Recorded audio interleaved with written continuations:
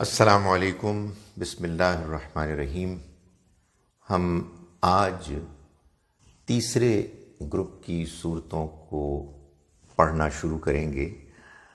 ہم اس سے پہلے قرآن مجید کے پہلے اور دوسرے گروپس کی صورتیں پڑھ چکے ہیں۔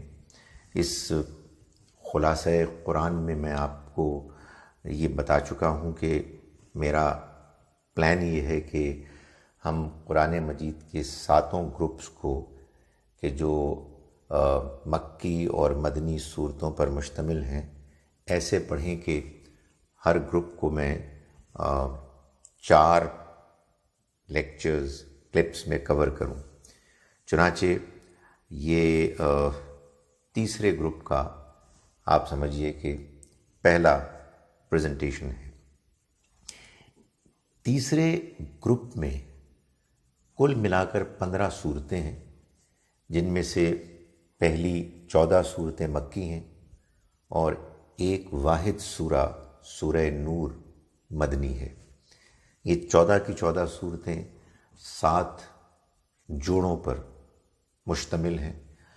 یہ ظاہر ہے کہ آپ سمجھیے کہ بالکل اس سے الٹ معاملہ ہے کہ جو ہم نے دیکھا پہلے گروپ میں کہ ایک چھوٹی سی سورہ فاتحہ مکی سورہ تھی، باقی 4 طویل صورتیں مدنی صورتیں تھیں۔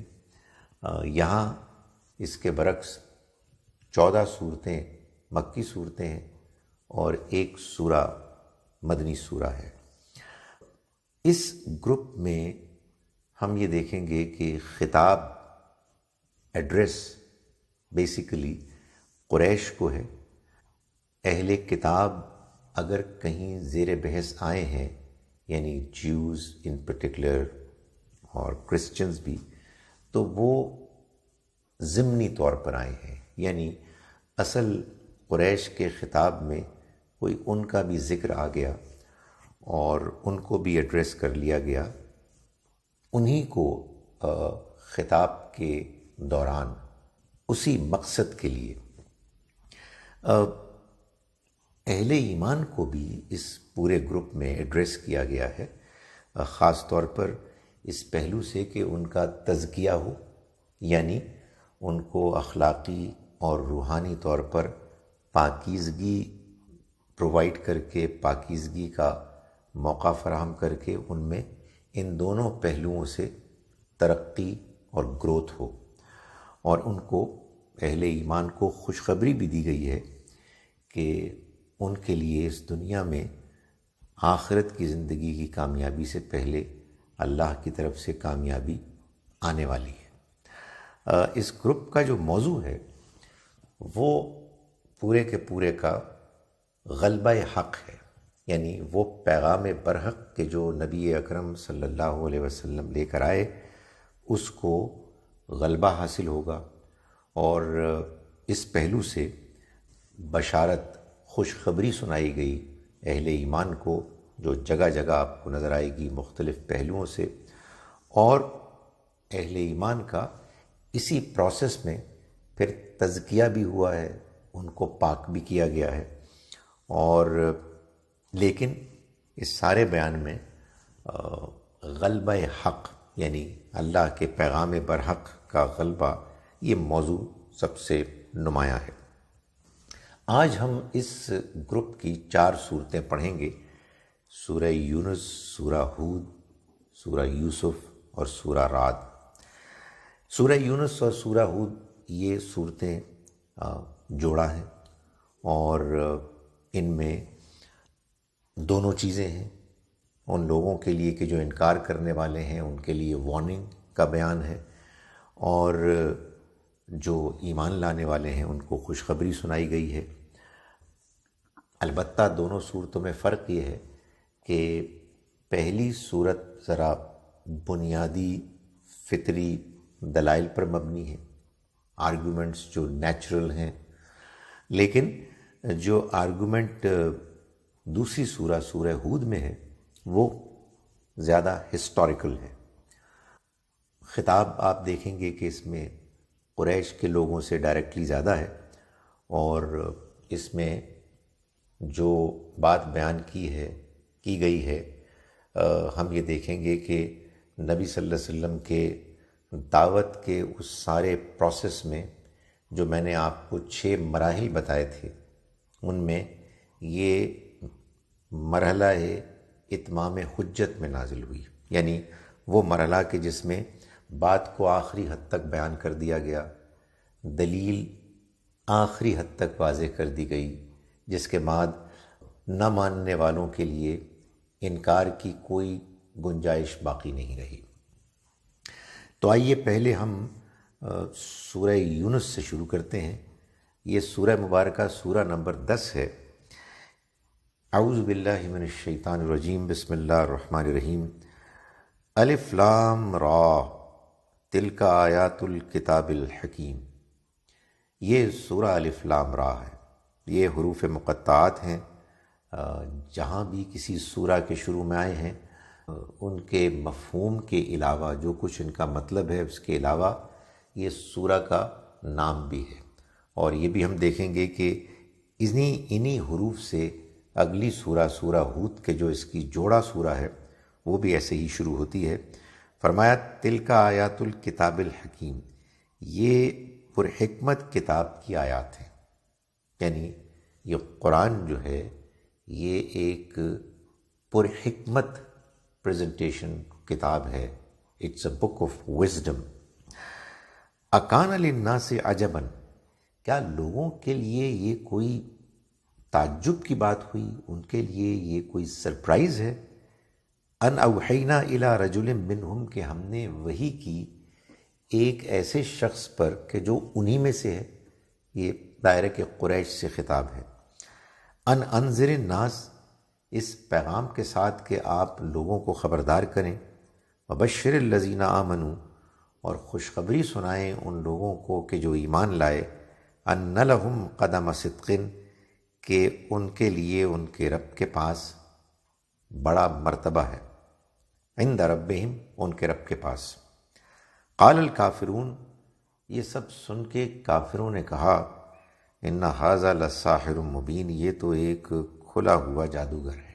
یعنی بجائے اس کے کہ وہ بات سمجھتے، انہوں نے جب یہ دیکھا کہ یہ پیغام تو لوگوں کو متاثر کر رہا ہے تو انہوں نے لوگوں کی توجہ ہٹانے کے لیے یہ کہنا شروع کر دیا کہ ان کو سیریسلی مت لو، یہ تو جادوگر ہے۔ اس کے بعد ہم آیات نمبر 15 اور 17 میں دیکھتے ہیں کہ اللہ تعالیٰ یہ فرما رہے ہیں کہ وَإِذَا تُتْلَى عَلَيْهِمْ آیاتنا، جب ان لوگوں پر یعنی قریش کے لوگوں پر ہماری آیات پڑھ کر سنائی جاتی ہیں، بینات، جو بالکل واضح ہیں، کلیئر ہیں، ظاہر ہے خاص طور پر ان کے لیے تو بہت ہی واضح تھی کہ جن کی زبان میں قرآن نازل ہو رہا تھا اور جن کے سامنے اللہ کے پیغمبر صلی اللہ علیہ وسلم خود موجود تھے، تو ان کے سامنے یہ اللہ کی آیات جب پڑھ کر سنائی جاتی ہیں، قال الذین لا یرجون لقاءنا، وہ لوگ کہ جو ہم سے ملاقات کی امید نہیں رکھتے۔ یعنی اللہ تعالیٰ یہ فرماتے ہیں کہ بعض لوگ دنیا کی زندگی میں اتنے غرق ہو چکے ہیں کہ وہ اللہ سے ملاقات کی امید نہیں رکھتے، انہیں کوئی دلچسپی نہیں ہے۔ ان لوگوں نے کہا ائتی بقرآن غیر ھذا، کوئی قرآن اس کے علاوہ لے کر آؤ، او بدلہ، یا اس کو بدل دو، یعنی یہ قرآن ہم کو ایکسیپٹیبل نہیں ہے۔ قل، اے پیغمبر آپ کہہ دیجئے، ما یکون لی ان ابدلہ من تلقاء نفسی، میری یہ حیثیت نہیں ہے کہ میں اس کو اپنی مرضی اور خواہش سے بدل دوں۔ ان اتبع الا ما یوحی الیہ، میں تو خود پیروی کرنے والا ہوں، میں تو پابند ہوں کہ میں فالو کروں اس کو کہ جو مجھ پر وحی کی گئی۔ انی اخاف ان عصیت ربی عذاب یوم عظیم، مجھے اندیشہ ہے کہ اگر میں نے اپنے رب کی نافرمانی کی تو ایک بڑے دن کے عذاب میں مبتلا ہو جاؤں گا۔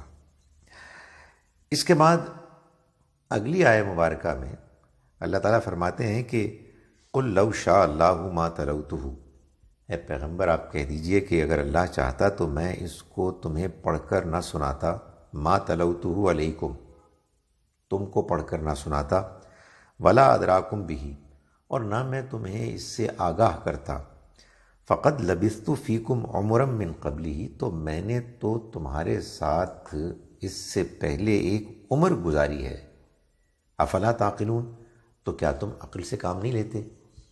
تم نے دیکھا کہ 40 برس تک میں نے اپنے الصادق اور الامین ہونے کا مظاہرہ ایسے کیا کہ تم لوگ خود مجھے ان القاب سے پکارتے تھے، اور تم نے یہ بھی دیکھا کہ میں نے اس طرح کے کلام کو پیش کرنے میں کبھی کوئی دلچسپی نہیں لی، میرا رجحان اس طرح کے معاملات میں کبھی رہا ہی نہیں کہ میں اپنی طرف سے کوئی چیز بنا کے لے کے آؤں۔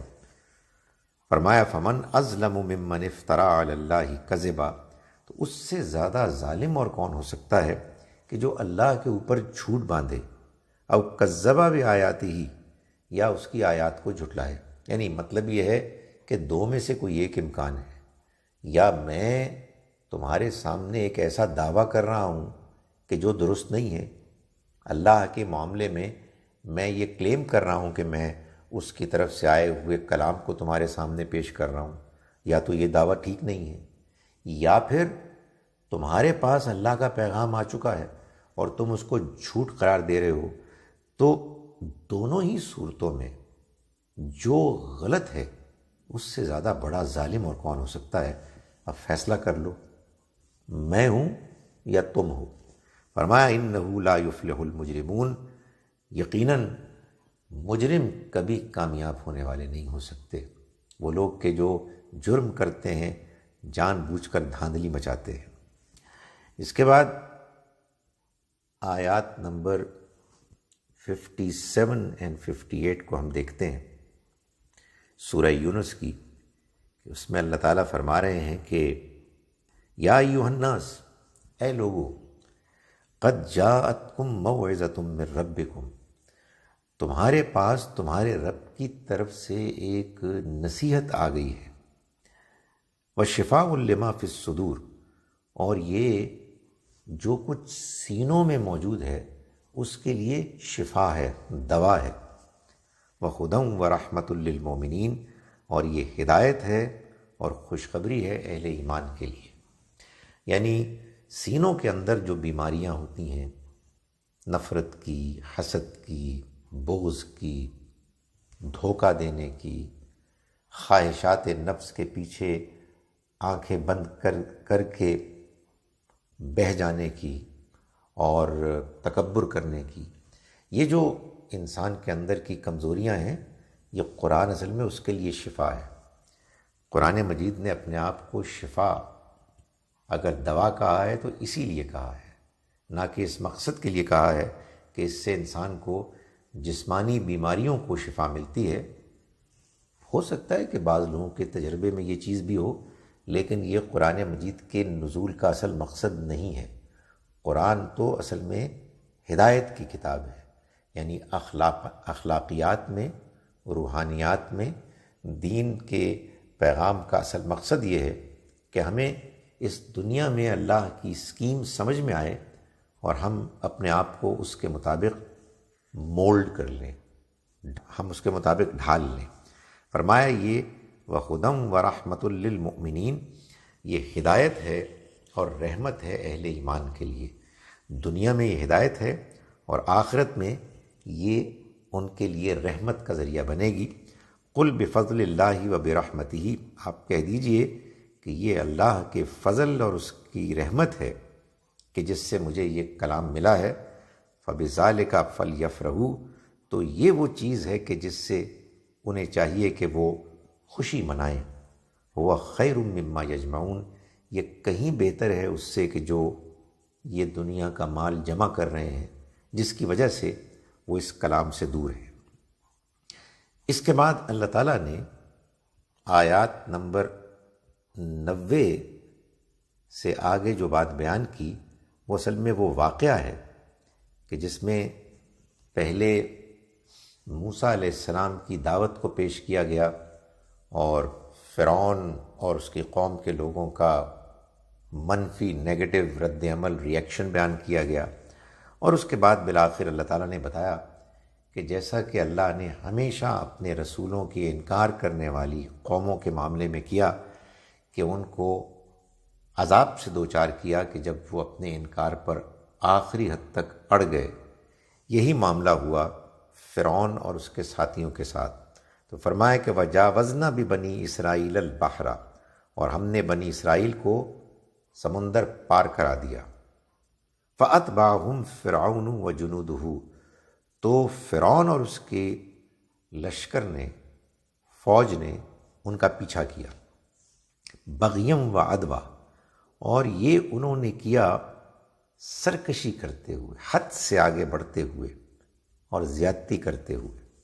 حتیٰ اذا ادرکہ الغرق قال آمنت انہ لا الہ الا الذی آمنت بہ بنو اسرائیل، حتیٰ کہ جب وہ ڈوبنے والا ہو گیا یعنی فرعون، تو اس نے کہا کہ آمنت انہ لا الہ الا الذی آمنت بہ بنو اسرائیل، میں ایمان لایا اس بات پر کہ کوئی الہ نہیں ہے سوائے اس الہ کے کہ جس پر بنی اسرائیل ایمان لائے، وَأَنَا مِنَ الْمُسْلِمِينَ، اور میں فرما برداروں میں سے ہوں۔ اللہ تعالیٰ نے اس کے جواب میں فرمایا آن، کیا اب، وَقَدْ عَصَيْتَ مِن قبل، حالانکہ اس سے پہلے تو نے نافرمانی کی، وَكُنْتَ مِنَ الْمُفْسِدِينَ، اور تو فساد مچانے والوں میں سے ہوا۔ فَالْيَوْمَ نُنَجِّيكَ بِبَدَنِكَ، تو آج کے دن میں تیرے جسم کو محفوظ کر لوں گا، لِتَكُونَ لِمَنْ خَلْفَكَ آیا، تاکہ تو بعد میں آنے والوں کے لیے ایک نشانی بن جائے۔ إِنَّ كَثِيرًا مِّنَ النَّاسِ عَنْ آيَاتِنَا لَغَافِلُونَ، اور یقیناً انسانوں میں سے بہت سے ایسے ہیں کہ جو ہماری نشانیوں سے غافل رہتے ہیں۔ یہ قرآن مجید کا بیان بالکل سچ ثابت ہو گیا۔ قرآن کے نزول کے کوئی 1300 برس بعد فرعون کی لاش مل گئی اور آج وہ قاہرہ کے میوزیم میں موجود ہے، اور اللہ کی اس واضح بیان کی گویا کہ وہ سچائی پیش کر رہی ہے کہ آج کے دن میں تمہارے بدن کو محفوظ کر لوں گا۔ اس کے بعد اللہ تعالیٰ نے اس سورہ مبارکہ کے آپ سمجھیے کہ تقریباً آخر میں آیت نمبر 99 میں یہ فرمایا کہ وَلَوْ شَاءَ رَبُّكَ لَآمَنَ مَنْ فِي الْأَرْضِ كُلُّهُمْ جَمِيعًا، نبی صلی اللہ علیہ وسلم کو تسلی دیتے ہوئے کہ جو یہ چاہتے تھے کہ سبھی لوگ ایمان لے آئیں، یہ فرمایا کہ اگر تمہارا رب چاہتا تو زمین میں جتنے بھی انسان ہیں سارے کے سارے ایمان لے آتے۔ أَفَأَنْتَ تُكْرِهُ النَّاسَ حَتَّى يَكُونُوا مُؤْمِنِينَ، تو کیا تم لوگوں کو مجبور کرو گے یہاں تک کہ وہ ایمان لے آئیں؟ اس کے بعد یہ بتایا کہ ایمان کون لائے گا اور کون نہیں لائے گا۔ فرمایا وَمَا كَانَ لِنَفْسٍ أَن تُؤْمِنَ، کسی انسان کے لیے ممکن ہی نہیں ہے کہ وہ ایمان لائے، إِلَّا بِإِذْنِ اللَّهِ، سوائے اللہ کی مرضی کے، وَيَجْعَلُ الرِّجْسَ عَلَى الَّذِينَ لَا يَعْقِلُونَ، اور وہ گندگی پھیلا دیتا ہے، لاد دیتا ہے ان لوگوں کے اوپر کہ جو عقل سے کام نہیں لیتے، یعنی جو لوگ عقل سے کام نہیں لیتے ان کے اوپر ان کی بد اخلاقی کی گندگی چھا جاتی ہے، جان بوجھ کر وہ برائیاں کرتے ہیں، اور پھر اس کے بعد اللہ تعالیٰ ان کو ایمان سے، ریئل جینون حقیقی ایمان سے محروم کر دیتا ہے۔ اس کے بعد ہم دیکھتے ہیں سورہ ہود کو، جو سورہ یونس کی جوڑا سورہ ہے۔ اس کا آغاز بھی ہوتا ہے بسم اللہ الرحمن الرحیم، الف لام را، الف لام را سے، یہ اس سورہ کا نام بھی ہے، جیسے اس کی جوڑا سورہ یونس کا بھی یہی نام ہے۔ کتاب احکمت آیاتہ، یہ وہ کتاب ہے کہ جس کی آیات کو محکم کر دیا گیا۔ محکم یعنی کمپریہنسو، مختصر، بریف لیکن جامع، بہت بڑا مضمون اس کے اندر موجود ہے۔ قرآن کو اللہ تعالیٰ نے جس طرح سے ڈیزائن کیا ہے اس کے بارے میں فرمایا کہ اس کی آیات محکم کر دی گئیں، ثم فصلت، پھر ان کی تفصیل کی گئی، من لدن حکیم خبیر، اس ذات کی طرف سے کہ جو حکمت والا ہے اور ہر چیز سے باخبر ہے. یعنی وہ اس قرآن مجید کے ڈیزائن میں جو پلان رکھتا ہے یہ اس کی حکمت کا نتیجہ ہے، اور وہ جانتا ہے کہ یہی طریقہ پریزنٹیشن کا سب سے اچھا ہے کہ بات پہلے اختصار کے ساتھ بیان کی جائے، پھر اسی بریف ڈسکرپشن، کمپریہنسو ڈسکرپشن کی تفصیل کی جائے. اللہ تعبدوا الا اللہ، یہ پیغام کیا ہے؟ اس کتاب کا اصل کیا تقاضا ہے، کیا پریزنٹیشن ہے؟ فرمایا یہ کہ تم نہیں عبادت کرو کسی کی سوائے اللہ کے. اننی لکم منہ نذیر و بشیر، میں تو تمہارے لیے اس کی طرف سے ایک خبردار کرنے والا اور خوشخبری سنانے والا بن کر آیا ہوں. یہی معلوم ہوتا ہے کہ ان صورتوں کا مضمون ہے. ایک جانب اللہ تعالیٰ خبردار کر رہے ہیں انکار کرنے والوں کو، تو دوسری جانب خوشخبری سنا رہے ہیں ان کو کہ جو ایمان لا کر اس کتاب کے تقاضوں کو پورا کرنے کی کوشش کر رہے ہیں. اس کے بعد آئیں ہم آیت نمبر 42 سے آنورڈز پڑھتے ہیں. 42 اللہ تعالیٰ کا ارشاد ہے کہ جب نوح علیہ السلام نے دعوت دی اپنی قوم کو، اور قوم نے ایک لمبے عرصے کی ان کی دعوت کے بعد انکار کی روش کو جاری رکھا، تو بالآخر ان کے اوپر اللہ کا عذاب آیا، سیلاب آ گیا، اور معلوم ہوتا ہے کہ ہر چیز زیر آب آ گئی، پانی میں ڈوب گئی، اور صرف وہی لوگ بچے کہ جو نوح علیہ السلام کی کشتی پہ سوار ہوئے. فرمائے کہ وَهِيَ تَجْرِي بِهِمْ فِي مَوْجٍ كَالْجِبَالِ، اور وہ کشتی پہاڑوں کی طرح اٹھتی موجوں کے درمیان ان کو لے کر چلنے لگی. وَنَادَى نُوحٌ، اور نوح نے پکارا ابنہ، اپنے بیٹے کو، وَكَانَ فِي مَعْزِلٍ، جو الگ تھا، یعنی وہ کشتی پر سوار نہیں ہوا، وہ اپنے والد کی دعوت سے متاثر نہیں ہو سکا.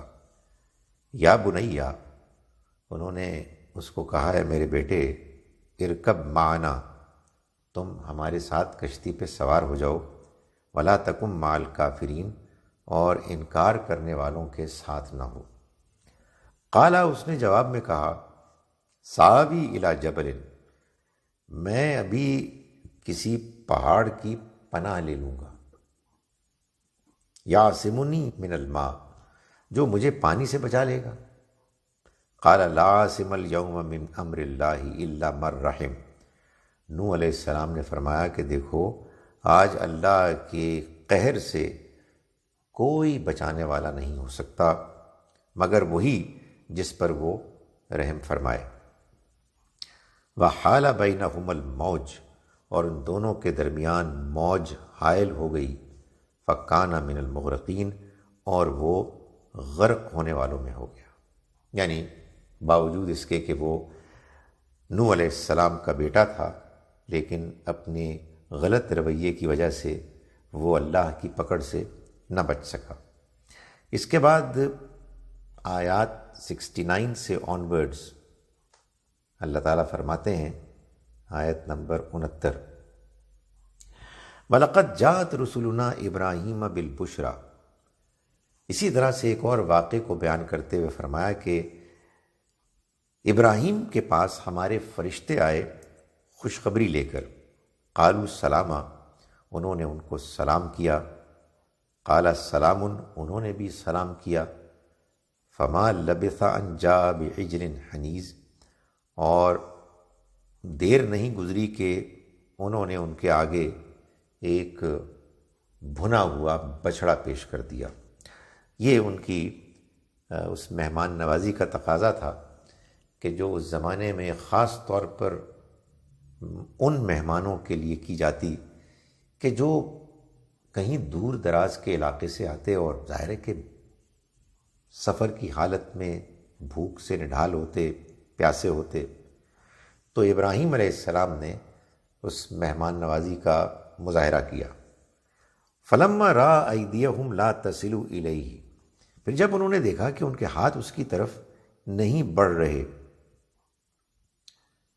نکرہم واوجس منہم خیفہ، تو انہوں نے ان میں کچھ اجنبیت سی محسوس کی اور ان کی طرف سے انہیں ایک خوف، ایک اندیشہ محسوس ہوا۔ قالوا لا تخف، انہوں نے کہا کہ مت خوف کرو، انا ارسلنا الی قوم لوط، ہم کو تو لوط کی قوم کی طرف بھیجا گیا ہے۔ وامرأتہ قائمۃ فضحکت، اور ان کی بیوی پاس ہی کھڑی تھیں، وہ ہنسیں۔ فبشرناہا باسحاق، تو ہم نے ان کو، ان کی بیوی کو خوشخبری دی اسحاق کی۔ ومن وراء اسحاق یعقوب، اور پھر اسحاق کے بعد انہیں آگے یعقوب کی بھی خوشخبری دی، بیٹے کی بھی دی اور پوتے کی بھی دی۔ یعنی مطلب یہ ہے کہ بیٹا ماشاءاللہ جوان ہوگا اور اولاد والا ہوگا، اور اولاد بھی آگے بڑھے گی۔ قالت یا ویلتا االد وانا عجوز وہذا بالی شیخا، وہ بولی کہ ہائے شامت، کیا اب میں بچہ جنوں گی جبکہ میں خود بڑھیا ہو چکی ہوں اور یہ میرے شوہر یہ بھی بوڑھے ہو چکے ہیں۔ ان ھذا لشیء عجیب، تو بڑی عجیب بات ہے۔ قالوا اتعجبین، انہوں نے، فرشتوں نے کہا کہ کیا آپ تعجب کرتی ہیں، آپ کو حیرت ہوتی ہے، من امر اللہ، اللہ کی بات پر، اللہ کے فیصلے پر۔ رحمت اللہ وبرکاتہ علیکم، اللہ کی رحمت اور برکتیں نازل ہوں آپ پر، اہل البیت، اے اہل بیت، اے نبی کی گھر والی۔ قرآن مجید نے 2 جگہوں پر اہل بیت، پیغمبر کی بیویوں کو کہا ہے۔ یہ لفظ اصلاً انہی کے لیے استعمال ہوتا ہے اور ہونا چاہیے۔ انہ حمید مجید، یقیناً وہ بہت تعریف کیا گیا، بڑا بزرگی والا ہے۔ اس کے بعد ہم آگے دیکھتے ہیں آیات نمبر 105 سے 108 تک۔ سورہ مبارکہ کا اختتام آ رہا ہے، جس میں اللہ تعالیٰ فرما رہے ہیں کہ یوم یأتی لا تکلم نفس الا باذنہ، جب وہ دن آئے گا تو کوئی انسان بات نہیں کر سکے گا اس کی مرضی کے، اللہ کی مرضی کے بغیر۔ فمنہم شقی و سعید، تو ان میں وہ بھی ہوں گے کہ جو بدبخت ہوں گے، اور وہ بھی ہوں گے کہ جو خوش بخت ہوں گے، یعنی کامیاب ہوں گے، کچھ ناکام ہوں گے، کچھ کامیاب ہوں گے۔ فَأَمَّا الَّذِينَ شَقُوا، تو جہاں تک تعلق ہے ان کا کہ جو بدبخت ناکام ہوں گے، فَفِي النَّارِ، تو وہ آگ میں پڑیں گے۔ لَهُمْ فِيهَا زَفِيرٌ وَشَهِيقٌ، ان کے لیے اس میں چیخنا چلانا ہوگا۔ خالدین فیہا، اس میں ہمیشہ رہیں گے۔ ما دامت السماوات والارض، جب تک کہ آسمان اور زمین قائم ہیں۔ الا ما شاء ربک، مگر جو تیرا رب چاہے۔ ان ربک فعال لما یرید، بے شک تمہارا رب جو چاہے کر گزرنے والا ہے۔ یعنی جہنم کے بارے میں یہ فرمایا کہ رہیں گے تو وہ اس میں ہمیشہ، مگر اس ہمیشہ کا کیا مطلب ہے یہ اللہ ہی بہتر جانتا ہے، اس لیے کہ فرمایا کہ جب تک آسمان اور زمین قائم ہیں، اس کا کیا مطلب ہے ہم نہیں جانتے۔ شاید اللہ تعالیٰ کے پیش نظر اس دنیا کے بعد اگلی دنیا کا بھی ایک پروجیکٹ ہے کہ جس کی ایک ڈیوریشن ہے، اس کے خاتمے کے بعد وہ ان لوگوں کو کہ جو جہنم میں جائیں گے ان کا بھی خاتمہ کر دیں گے۔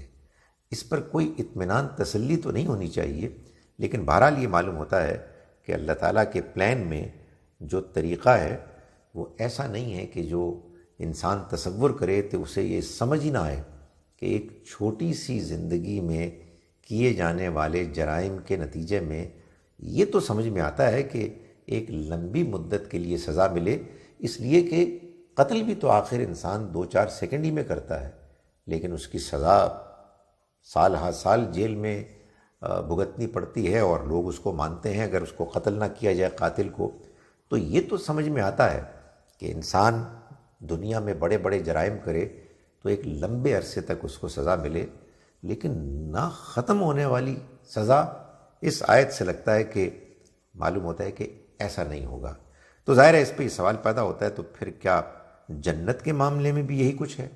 تو فرمایا کہ وَأَمَّا الَّذِينَ سُعِدُوا، اور رہے وہ لوگ کہ جو نیک بخت، جو کامیاب لوگ ہوں گے، فَفِي الْجَنَّةِ خَالِدِينَ فِيهَا، تو وہ جنت میں ہوں گے، ہمیشہ رہیں گے اس میں، مَا دَامَتِ السَّمَاوَاتُ وَالْأَرْضُ، جب تک کہ آسمان اور زمین قائم ہیں، إِلَّا مَا شَاءَ رَبُّكَ، سوائے اس کے کہ جو تمہارے رب نے چاہا، جو چاہے گا. یہ تو وہی الفاظ ہیں، لیکن آخر میں فرمایا عطاً غیر مجزوز، یہ ایسی اللہ کی عطا ہوگی کہ جو کبھی ختم نہیں ہوگی، غیر منقطع ہوگی. سو یہ بتایا گیا کہ وہاں تو معاملہ لگتا ہے کہ ختم ہو جائے گا، یہاں معاملہ کبھی ختم نہیں ہوگا. اس کے بعد آخر میں فرمایا آیت نمبر 118 میں کہ وَلَوْ شَاءَ رَبُّكَ، اگر تمہارا رب چاہتا، لَجَعَلَ النَّاسَ أُمَّةً وَاحِدَةً، تو انسانوں کو ایک ہی دین پر قائم کر دیتا، ایک ہی امت بنا کر چھوڑ دیتا. وَلَا يَزَالُونَ مُخْتَلِفِينَ، مگر وہ اختلاف کرتے رہیں گے. یعنی یہ اختلاف خدا کا ڈیزائن ہے، اس نے لوگوں کو آزادی دی ہے اور مختلف مذاہب میں پیدا کیا ہے، اور اس اختلاف میں ڈال کر وہ لوگوں کا امتحان لے رہا ہے کہ کون ہے کہ جو سچائی کا جاننے والا ہے، کون ہے کہ جو اپنے آپ کو تعصبات سے اوپر اٹھا کر صحیح بات کو ماننے کے لیے آمادہ ہونے والا ہے. اس کے بعد سورہ یوسف اور سورہ رعد کا جوڑا شروع ہوتا ہے. یہ دونوں صورتیں بھی اصل میں جس مرحلے میں یہاں آئی ہیں، بیان ہوئی ہیں، ان کے اپنے بیان سے معلوم ہوتا ہے کہ وہ نبی اکرم صلی اللہ علیہ وسلم کی نبوت کے مرحلہ اتمام حجت میں نازل ہوئیں. یعنی بات آخری حد تک جب واضح ہو رہی تھی تو ان آیات کا نزول ہوا. اس میں وہی خبردار کرنے کا بھی مضمون ہے اور خوشخبری سنانے کا بھی مضمون ہے، اور فرق جو ہے وہ ذرا طریقہ استدلال کا ہے، یعنی آرگومنٹس کا سٹائل ڈیفرنٹ ہے. سورہ یوسف میں ہم دیکھیں گے کہ یوسف علیہ السلام کی داستان سٹوری کے ذریعے سے اسی حقیقت کو بیان کیا گیا ہے کہ جو انکار کرنے والے ہیں وہ مارے جائیں گے، جو ایمان لانے والے ہیں وہ اللہ کی رحمت سے مستفید ہوں گے، اللہ کی رحمت ان پر نازل ہوگی، کامیاب ہوں گے. دوسری سورہ مبارکہ میں بیان ذرا آپ سمجھیے کہ عقلی استدلال کی نوعیت کا ہے، یعنی کچھ انٹلیکچول آرگومنٹس اس میں بیان کی گئی ہیں. سورہ یوسف میں آغاز ہوتا ہے، آیت فرمایا بسم اللہ الرحمن الرحیم الف لام را. سو معلوم ہوا کہ یہ سورہ مبارکہ بھی شروع ہوتی ہے انہی حروف سے، اور یہ اس سورہ کا بھی وہی نام ہے. سورتوں کے نام کا اشتراک ظاہر ہے، یعنی کامنالٹی اس بات کی ریفلیکشن ہے کہ سورتوں کے مضامین میں جو بات بیان ہوئی ہے وہ ایک دوسرے سے بہت کچھ ملتی جلتی ہے، ان میں بہت سی کامنالٹیز ہیں. فرمایا تلک آیات الکتاب المبین، یہ ایک واضح کتاب کی آیات ہیں. انا انزلناہ قرآنا عربیا لعلکم تعقلون، ہم نے اس کو ایک عربی قرآن کی صورت میں نازل کیا ہے تاکہ تم سمجھو، عقل سے کام لو. ظاہر ہے یہ خاص طور پر وہ لوگ کہ جو اس کے امیجیٹ ایڈریسیز تھے اور جو عربی زبان جن کی اپنی زبان ہے، ان کو قرآن کہہ رہا ہے کہ ہم نے اس کو اس زبان میں اس لیے نازل کیا تاکہ تم اس کو سمجھو. نحن نقص علیک احسن القصص، ہم تم کو ایک بہترین قصہ سنا رہے ہیں. بما اوحینا الیک ھذا القرآن، اور یہ اس وجہ سے سنا رہے ہیں کہ ہم نے وحی کی آپ کی طرف اے پیغمبر اس قرآن کی. وَإِن كُنْتَ مِن قَبْلِهِ لَمِنَ الْغَافِلِينَ، اور آپ اس سے پہلے اس سے بالکل ناواقف تھے۔ اس کے بعد اللہ تعالیٰ نے اس سورہ مبارکہ میں بہت سی باتیں بیان کی، لیکن میں آیت نمبر 15 کو لے کے بیان کر رہا ہوں کہ جس میں اللہ تعالیٰ یہ بتا رہے ہیں کہ جب یوسف علیہ السلام کے بھائی ان کے والد یعقوب علیہ السلام کی ان کی طرف بہت زیادہ توجہ سے حسد میں مبتلا ہو گئے اور انہوں نے یوسف علیہ السلام کو اپنے سامنے سے ہٹانے کے لیے سازش کی، اور بہانے سے وہ ان کو اپنے والد سے لے گئے، ان کو ساتھ لے جانے کے لیے انہوں نے ایک بہانہ تلاش کیا اور اپنے پلان کے مطابق انہوں نے ان کو ایک کنویں میں پھینک دیا۔ تو جب انہوں نے یہ کام کیا تو قرآن کہتا ہے کہ فَلَمَّا ذَهَبُوا بِهِ وَأَجْمَعُوا أَن يَجْعَلُوهُ فِي غَيَابَةِ الْجُبِّ، جب وہ اس کو لے گئے اور انہوں نے یہ آپس میں طے کیا کہ اس کو کنویں کی تہہ میں پھینک دیں گے، وَأَوْحَيْنَا إِلَيْهِ، اور ہم نے وحی کی اس کی طرف، یعنی یوسف علیہ السلام کی طرف۔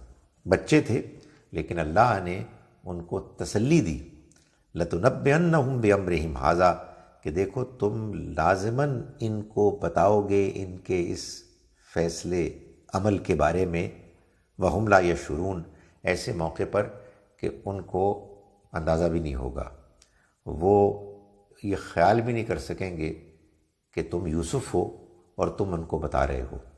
یہ معلوم ہوتا ہے کہ اللہ کا طریقہ ہے کہ جب کبھی کسی انسان کو اللہ تعالیٰ ایسی آزمائش میں مبتلا کرتا ہے کہ جس میں وہ بہت پریشانی اور تکلیف میں ہوتا ہے، تو اللہ تعالیٰ اسے اکیلا نہیں چھوڑ دیتا، بلکہ اس کے لیے اطمینان، ڈھارس اور کانفیڈنس اور خوشی کے لیے کچھ ایسے اسباب، ایسے حالات پیدا کر دیتا ہے کہ جس سے وہ اپنی مشکل میں بھی مطمئن ہو جاتا ہے۔ اس کے بعد یوسف علیہ السلام کو ایک قافلے والوں نے کنویں سے نکالا اور مصر کے بازار میں جا کے بیچ دیا۔ پھر وہ ایک بڑے سرکاری افسر کے گھر میں آ گئے، جہاں اس افسر کے ہاں کوئی اولاد نہیں تھی، تو انہوں نے اپنی بیوی کو کہا کہ ان کو اچھی طرح سے رکھو، کیا خبر کہ ہم ان کو اپنا بیٹا ہی بنا لیں۔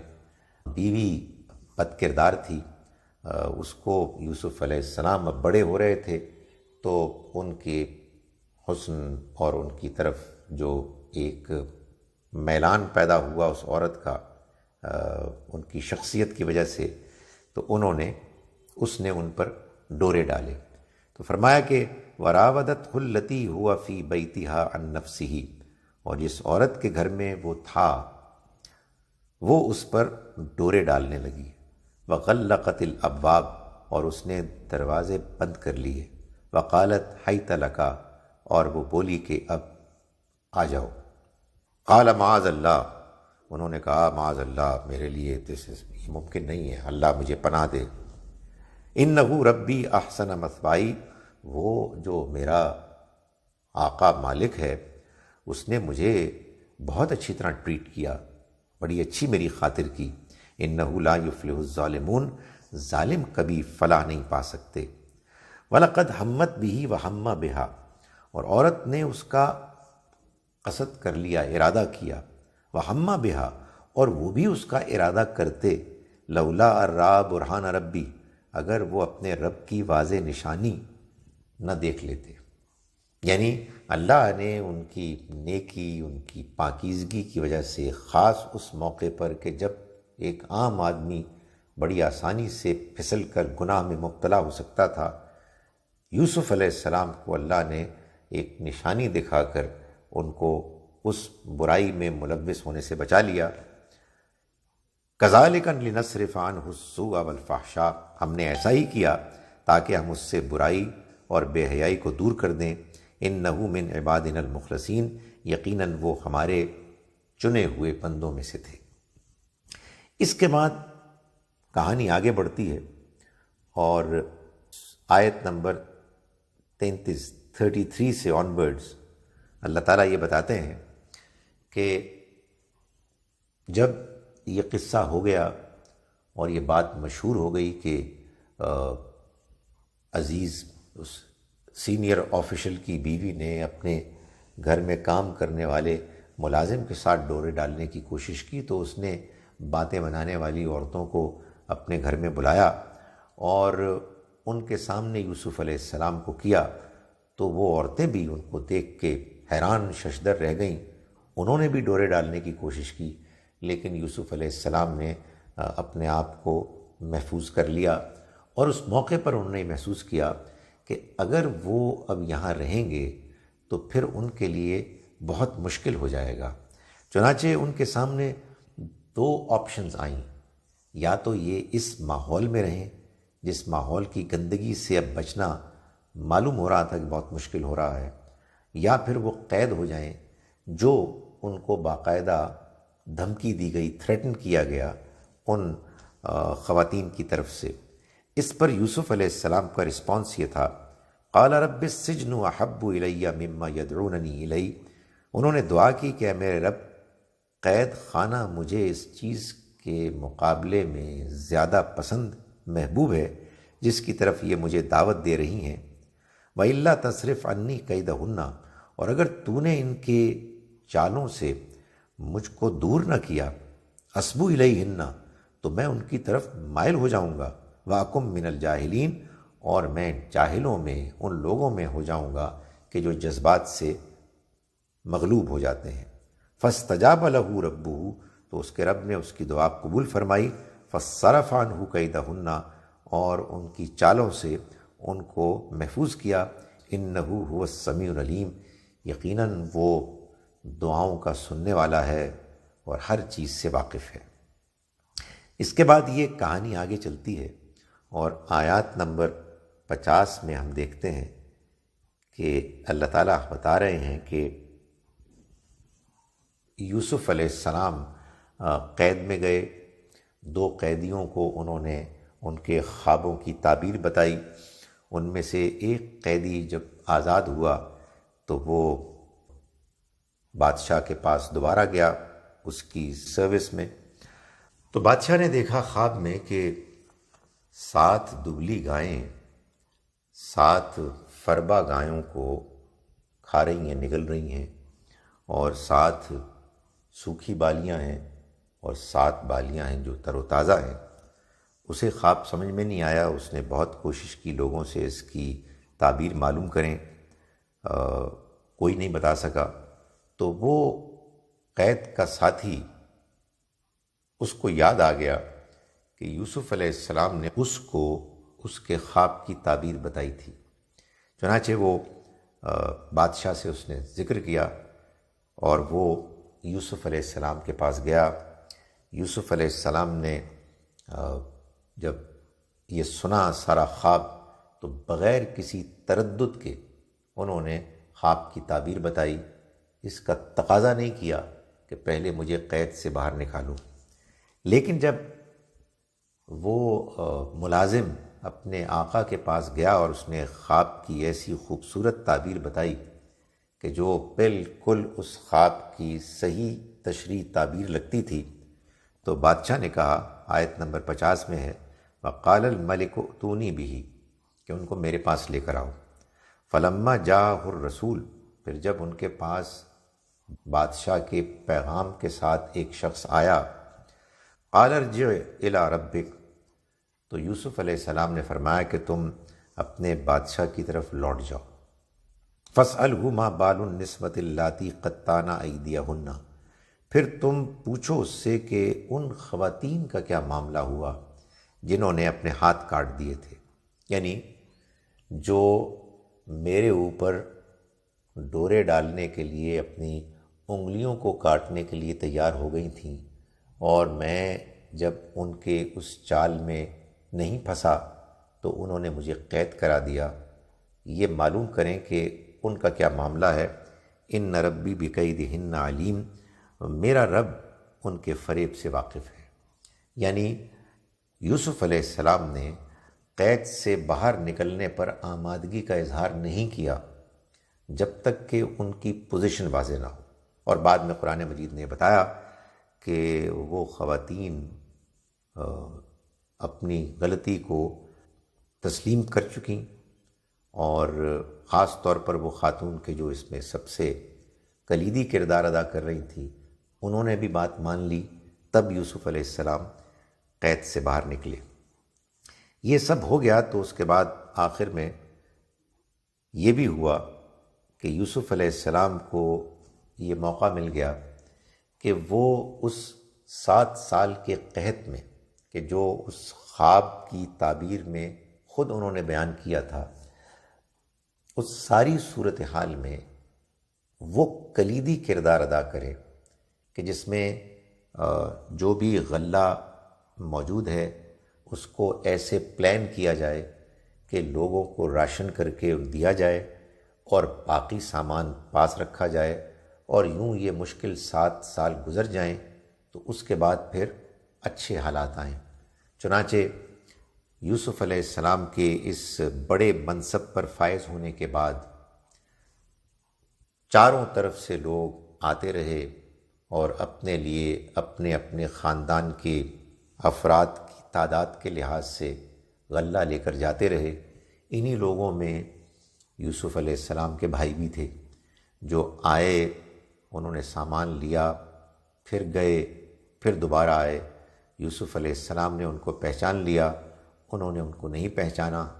بہرحال پھر بالآخر ان کے بھائی بھی اور ان کے والدین بھی مصر آئے، اور وہ واقعہ ہوا کہ جو واقعہ پہلے انہوں نے خواب میں دیکھا تھا، یعنی 11 ستارے اور چاند اور سورج ان کے آگے جھک رہے ہیں۔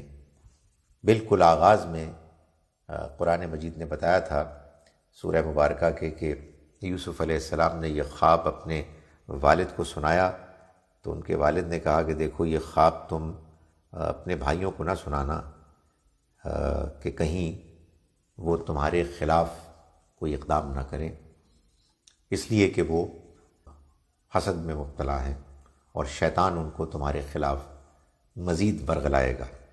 چنانچہ جب وہ بھائی آئے اور والدین بھی آئے اور ایک موقع پر یوسف علیہ السلام ان کے سامنے آئے، تو وہ سب جیسا کہ اس علاقے کا، اس زمانے کا دستور تھا، ان کے احترام میں کچھ جھک گئے۔ ورفع ابویہ علی العرش، تو قرآن کہتا ہے آیت نمبر 100 میں کہ اس نے اپنے والدین کو تخت پر بٹھایا، وخروا لہ سجدا، اور وہ سب اس کے لیے جھک گئے۔ سجدہ اصل میں سجدے کو بھی کہتے ہیں اور جھکنے کو بھی کہتے ہیں۔ قال یا ابتی، انہوں نے فرمایا کہ اے ابا جان، ھذا تعویل رؤیائی، یہ میرے خواب کی تعبیر ہے، من قبل، جو میں نے اس سے پہلے دیکھا، قد جعلھا ربی حقا، میرے رب نے اس کو سچ کر دکھایا، وقد احسن بی اذ اخرجنی من السجن، اس نے مجھ پر اس وقت بھی بڑا احسان کیا جب اس نے مجھے قید سے نکالا، وجاء بکم من البدو، اور تم لوگوں کو وہ دیہات سے لایا، دور دراز کے علاقوں سے لایا، من بعد ان نزغ الشیطان بینی و بین اخوتی، اس کے بعد کہ شیطان نے میرے اور میرے بھائیوں کے درمیان فساد ڈلوا دیا تھا۔ یعنی انہوں نے براہ راست اپنے بھائیوں کو بلیم نہیں کیا، بلکہ انہوں نے شیطان کو بلیم کیا۔ فرمایا کہ ان ربی لطیف لما یشاء، میرا رب جو کچھ چاہتا ہے کر گزرتا ہے، ایسے کہ بالکل غیر محسوس طریقے سے، لطیف، سٹل انداز میں۔ دنیا میں واقعات ہوتے رہتے ہیں، مگر خدا کی پلاننگ کے مطابق تمام واقعات، جن میں سے بہت سے لوگ خود اپنی مرضی سے فیصلے کر رہے ہوتے ہیں، وہ ایک ایسے ڈائریکشن میں جاتے ہیں کہ جو اصل میں اللہ کا منشا ہوتا ہے، اللہ کا فیصلہ ہوتا ہے، وہ اس کو بہت سٹل طریقے سے کرتا ہے۔ انہ هو العلیم الحکیم، یقیناً وہ علم والا ہے، حکمت والا ہے۔ اس داستان میں اللہ تعالیٰ نے، یہ ظاہر ہے کہ مکی دور کی سورہ ہے، نبی اکرم صلی اللہ علیہ وسلم اور آپ کے ساتھیوں کو یہ خوشخبری سنائی کہ ابھی تو یہ مکے کے لوگ، قریش کے لیڈرز، یوسف علیہ السلام کے بھائیوں ہی کی طرح سازشیں کر رہے ہیں، تکلیفیں پہنچا رہے ہیں اور طرح طرح کے جتن کر رہے ہیں کہ کسی طرح سے اس دعوت کو ختم کر دیں اور اہل ایمان کو نقصان پہنچائیں۔ لیکن بہرحال بالآخر اللہ تعالیٰ فیصلہ کرے گا اور ایک غیر محسوس طریقے سے واقعات ایک کے بعد ایک ہونا شروع ہوں گے اور اللہ کے پیغمبر صلی اللہ علیہ وسلم اور ان کے ساتھیوں کو ویسا ہی غلبہ حاصل ہو جائے گا جیسے کہ یوسف علیہ السلام کو اپنے بھائیوں پر حاصل ہوا۔ اس کے بعد اگلی سورہ ہے سورہ رعد، کہ جو سورہ یوسف ہی کی جوڑا سورہ ہے۔ دونوں میں وہی مضمون بیان ہوا ہے، اتمام حجت کا، انذار کا، بشارت کا، صرف فرق انداز کا ہے۔ یہاں آرگومنٹ ایک واقعے سے، ایک پوری زندگی کے ایک بیان سٹوری کے ذریعے سے کیا گیا، اور سورہ رعد میں اس کو آپ کہیے عقلی آرگومنٹس کے ذریعے سے بیان کیا گیا۔ چنانچہ سورہ مبارکہ کا آغاز ہوتا ہے الف لام میم را، اس میں ایک میم کا اضافہ ہے، یہ سورہ الف لام میم را ہے۔ تلک آیات الکتاب، یہ اللہ کی کتاب کی آیات ہیں۔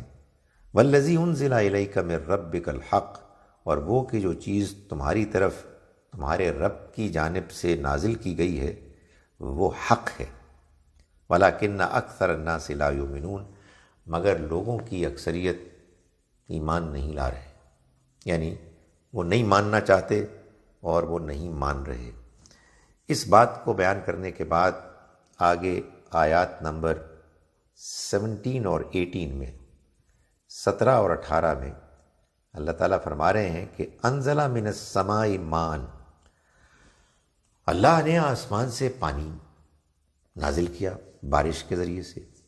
فصالت اودیۃ بقدرہا، تو کیا ہوا کہ وادیوں نے اپنے اپنے ظرف کے مطابق پانی کو لیا۔ فاحتمل السیل زبدا رابیا، پھر سیلاب نے ابھرتے ہوئے جھاگ کو اٹھایا۔ سیلاب ہے، اس میں پانی میں جھاگ بھی ہوتا ہے۔ وَمِمَّا يُوقِدُونَ عَلَيْهِ فِي النَّارِ ابْتِغَاءَ حِلْيَةٍ أَوْ مَتَاعٍ زَبَدٌ مِثْلُهُ، اور اسی طرح کا جھاگ ان چیزوں کے اندر بھی ابھرتا ہے جن کو یہ زیور یا اسی قسم کی کوئی اور چیز بنانے کے لیے آگ میں تپاتے ہیں۔ فرمایا کہ کذالک یضرب اللہ الحق والباطل، اسی طرح سے اللہ حق اور باطل کو ٹکراتا ہے، یعنی دونوں کے درمیان آپس میں مقابلہ ہوتا ہے، ٹکراؤ ہوتا ہے۔ فَأَمَّا الزَّبَدُ فَيَذْهَبُ جُفَاءً، تو جہاں تک تو جھاگ کا تعلق ہے وہ اڑ جاتا ہے، بے مصرف ہوتا ہے، اس کی کوئی یوٹیلیٹی نہیں ہوتی اور وہ غائب ہو جاتا ہے۔ وَأَمَّا مَا يَنْفَعُ النَّاسَ، اور رہی وہ چیز کہ جو انسانوں کو فائدہ دینے والی ہے، یعنی وہ زیورات، فَيَمْكُثُ فِي الْأَرْضِ، تو وہ زمین میں قائم رہتی ہے، ٹک جاتی ہے۔ کذالک یضرب اللہ الامثال، اسی طرح سے اللہ مثالیں بیان کرتا ہے، یعنی یہ بتا رہا ہے مسلمانوں کو دیکھو اس وقت تمہارا بھی یہ حال ہے کہ تم کفار کے ساتھ مقابل میں آئے ہوئے ہو، وہ بظاہر تم پر غالب ہیں، بہت شور مچا رہے ہیں، جیسے جھاگ ہوتا ہے نا، وہ شروع میں لگتا ہے کہ وہی نمایاں ہے، لیکن کچھ عرصے کے بعد یہ لوگ کہ جو زبان دراز ہیں، یہ لوگ کہ جو پروپیگنڈا کر رہے ہیں، یہ لوگ کہ جو شور شرابہ مچا رہے ہیں، غائب ہو جائیں گے، اور وہ کہ جو جینون لوگ ہیں، یعنی جن کے اندر اخلاق ہے، کردار ہے، جو اصل میں اللہ کے بندے ہیں، وہ قائم رہیں گے، جیسے سونا ٹک جاتا ہے، جھاگ اڑ جاتا ہے۔ فرمایا کہ اسی طرح سے اللہ مثالیں بیان کرتا ہے۔ اس کے بعد آیات نمبر 19 سے آنورڈز، 19 آنورڈز اللہ تعالیٰ فرما رہے ہیں کہ افمن یعلم انما انزل الیک من ربک الحق کمن ہوا اعمی، تو بھلا کیا وہ کہ جو اچھی طرح سے جان چکا ہے کہ جو کچھ اے پیغمبر آپ پر نازل کیا گیا ہے آپ کے رب کی طرف سے وہ سچ ہے، کیا وہ اس کی طرح ہو سکتا ہے جو اس حقیقت سے اندھا ہے؟ انما یتذکر اولو الالباب، تو یاد دہانی تو وہی حاصل کر سکتے ہیں کہ جو عقل والے ہیں. یعنی یہی پیغام ہے کہ جو ان کو بھی پیش کیا جا رہا ہے ان کو بھی پیش کیا جا رہا ہے. یہ ہیں کہ جو اس کو مان رہے ہیں، ان کو یہ بات معلوم ہو گئی کہ یہ آپ پر اللہ کی طرف سے نازل ہوا ہے، اور کچھ لوگ ہیں کہ جو اس حقیقت سے اندھے ہیں. دونوں برابر کیسے ہو سکتے ہیں؟ فرمایا کہ جو عقل والے ہیں یہ وہ لوگ ہیں کہ الذین یوفون بعہد اللہ، جو اللہ سے کیے ہوئے عہدوں کو پورا کرتے ہیں، ولا ینقضون المیثاق، اور جو وعدے کرتے ہیں عہد و میثاق ان کو نہیں توڑتے. والذین یصلون ما امر اللہ بہ ان یوصل، یہ وہ لوگ ہیں کہ جو اللہ نے جن رشتوں کو جوڑنے کا کہا ہے وہ ان کو جوڑتے ہیں. وَيَخْشَوْنَ رَبَّهُمْ، اور وہ اپنے رب سے ڈرتے ہیں.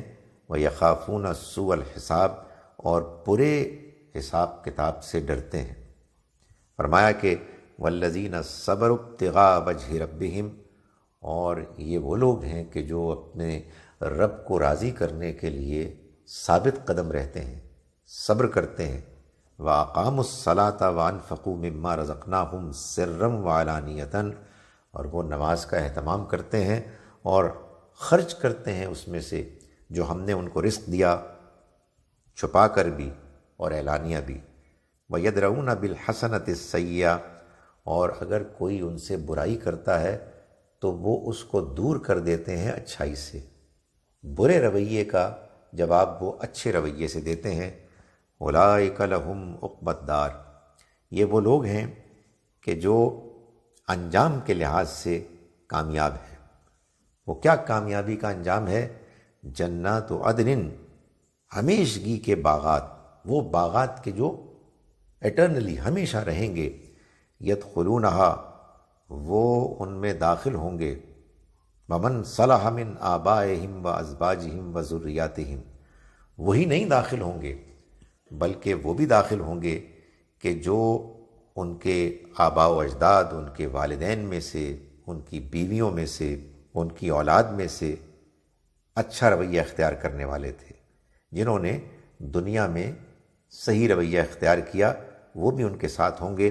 والملائکۃ یدخلون علیہم من کل باب، اور فرشتے داخل ہوں گے ان کے ساتھ تمام دروازوں سے. یعنی ایک کامیابی کا منظر پیش کیا گیا، اور ایک بہت بڑی خوشخبری یہ بتائی کہ وہاں جنت میں انسان اپنی فیملی کے ساتھ ہوگا، بشرطے کہ فیملی کے ممبرز بھی کامیابی سے ہمکنار ہو کے جنت میں داخل ہونے کے مستحق ٹھہریں گے. ان کو فرشتے کہیں گے سلام علیکم، تم پر سلامتی ہو، بما صبرتم، اس وجہ سے کہ جو تم نے صبر کیا. تم نے دنیا کی زندگی میں رہتے ہوئے برائی پر، بری ٹیمپٹیشنز پر صبر کیا، مشکل حالات میں صبر کیا، تو آج تمہارے لیے یہ کامیابی ہے، تم پر سلامتی ہو.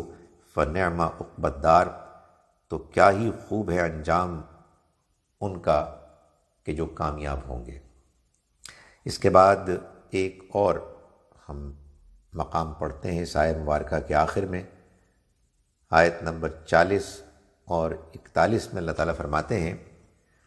یہ اب پہلے تو یہ خوشخبری سنائی گئی ہے، اب اس کے بعد اللہ تعالیٰ یہ بتا رہے ہیں کہ یہ جو اللہ نے وعدہ کیا ہے غلبے کا، جو اس پورے گروپ کا مضمون ہے، یہ غلبہ آہستہ آہستہ ہو رہا ہے.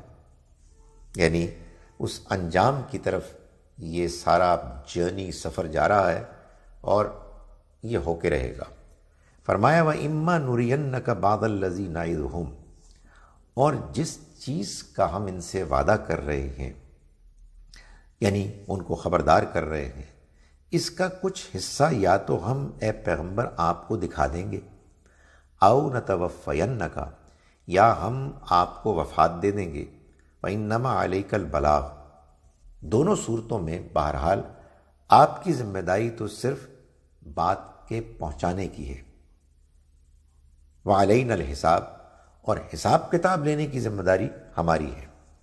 اولم یروا انا نأتی الارض ننقصها من اطرافها، کیا وہ یہ نہیں دیکھ رہے کہ ہم زمین کو اس کے مختلف اطراف ڈائریکشن سے کم کرتے ہوئے بڑھ رہے ہیں، یعنی اب ان پر دائرہ تنگ ہو رہا ہے، اب ہماری دعوت لوگوں میں پھیل رہی ہے، کیا یہ نہیں دیکھ رہے کہ وہ غلبہ کے جس کی بات کی جا رہی ہے وہ اب دھیرے دھیرے قریب آ رہا ہے۔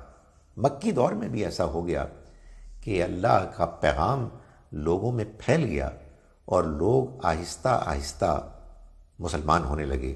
تو اللہ تعالیٰ فرما رہے ہیں کہ کیا یہ ان قریش کے لوگوں کو نظر نہیں آ رہا کہ آہستہ آہستہ ان پر زمین تنگ ہو رہی ہے؟ وَاللَّهُ يَحْكُمُ لَا مُعَقِّبَ لِحُكْمِهِ، اور فیصلہ تو اللہ ہی کرتا ہے اور کوئی اس کے فیصلے کو ہٹانے والا نہیں ہو سکتا۔ وَهُوَ سَرِيعُ الْحِسَابِ، اور اس میں دیر نہیں لگتی، جان لو وہ بہت جلد حساب چکا دینے والا ہے۔ اقول قولی ھذا واستغفر اللہ لی ولکم ولسائر المسلمین والمسلمات۔